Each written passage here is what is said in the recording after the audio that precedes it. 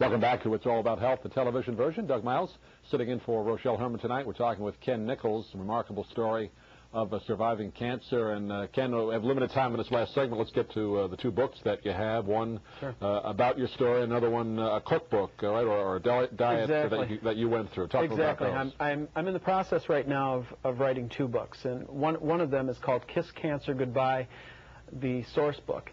And it ties in with our website, but basically what I do in the book is I go through everything that I did from start to finish, from the diagnosis till until I became cancer-free. At the worst point, I was stage 4. I had cancer in my lymph nodes, my bladder, my liver. I had precancerous cells in my prostate as well. And in that book, I talk about everything that someone would need to know to go this kind of route, and it's a book that is able to give help and hope to someone who's got an awful diagnosis and maybe thinks that they won't survive it.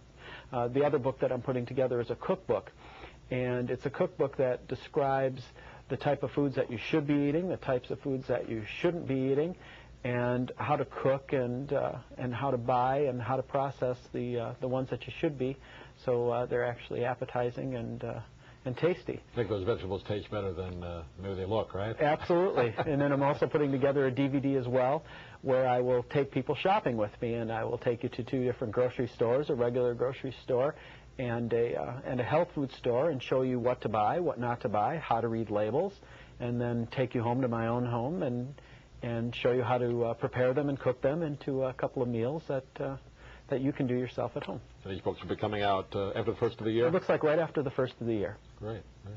Your story very similar, and I'm sure you've been told this before, to Lance Armstrong, the Tour de France winner. Have you had any chance to talk to him and any through your ordeal? No, I have not. I have not, although I will say that I didn't try either.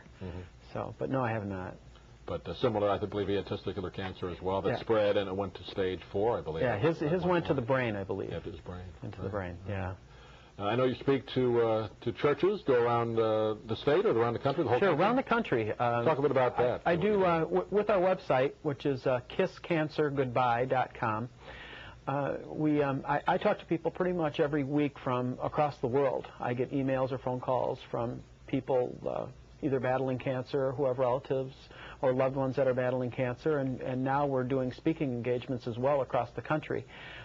We can come in and speak to churches or to wellness groups or wellness centers, I should say, or men's and women's groups or other organizations like that, and talk about health and lifestyle and not only how to beat disease, but how to keep from getting diseases like cancer in your family and in yourself in the first place.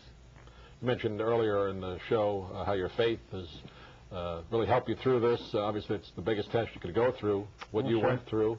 Has that always been a big part of your life, or was it later on that became a big part of your life? It's been a big part of my life for about the last 10 years. And I sure am glad that I had that going through, because it made all the difference in the world.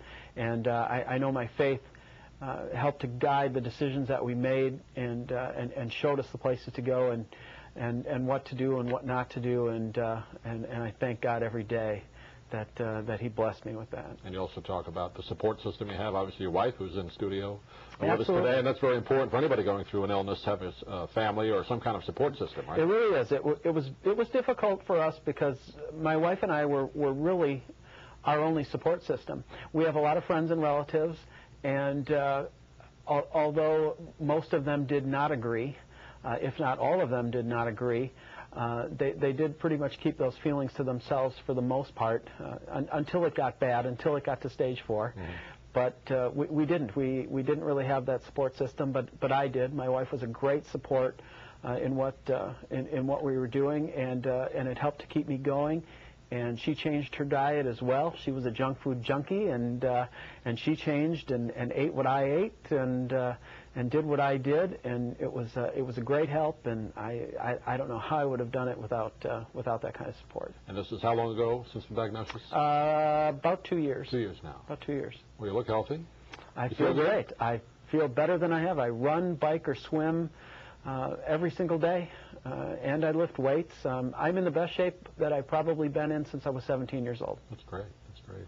And can do anything? I mean, the surgery did not leave you anything that you could not do? No, it did not. I was lucky. I was lucky that way. I really haven't had any after effects due to the surgery at all. But I live a very active lifestyle. I lost, over the course of the whole treatment, I probably lost anywhere between 42 and 45 pounds.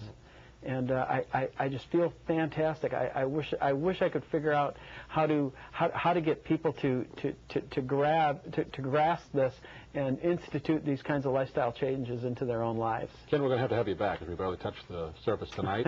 I'm going to invite you back for Rochelle Herman. How's that would be great. I'd be more than happy. It's a pleasure to meet you, and I'm glad you've overcame this. It's not easy. It's my pleasure. Not easy to talk about either. No, it's not. I'd like to thank my guest, Ken Nichols, and Rochelle Herman for letting me sit in tonight. Doug Miles with you. I'm on 1220 WIBQ, and hope you'll tune in tomorrow to Rochelle's show at 8 o'clock.